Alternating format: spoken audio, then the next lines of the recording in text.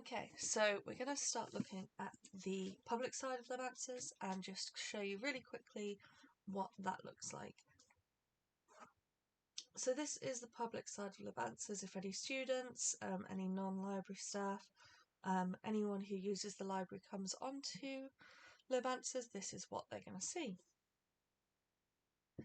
By default, the first tab is the most popular questions. So at the top, the most popular question is pretty much always how do I use Remote Anywhere, and then it goes down from there. There is this other recent tab. Unfortunately, due to the way that we manage LibAnswers, it's not as useful, but it is there just in case people wanted to use it. Now, something that has been added to LibAnswers more recently is this groups up here. Now, if you ever get a patron that comes in and seems adamant that they read something on LibAnswers that isn't right, or if you're looking at LibAnswers and you think, oh, maybe that doesn't sound right, one of the main reasons might be this little groups up here. So we have the Lanchester Library Group, CU Group, which covers CU Coventry, Dagenham, Greenwich and Scarborough, and also Coventry University London Library. Now these all have different FAQs in them, but as you can see they are vastly different with the colour scheme and things, so hopefully they're really easy to pick up which one you're on.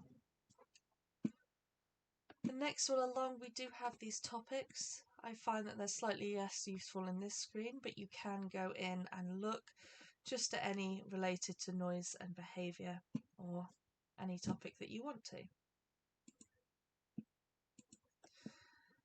We also have at the top here, let me go back to the start page, we also have at the top here a search bar.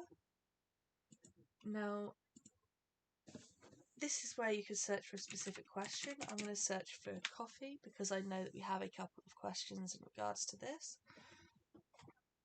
It is pretty smart at knowing what it wants you to choose, which is going to be the most useful, and should be getting better at figuring out what specifically you want to be looking at. So I'm going to go to this where could I get a cup of coffee, and it will take me straight through to the question.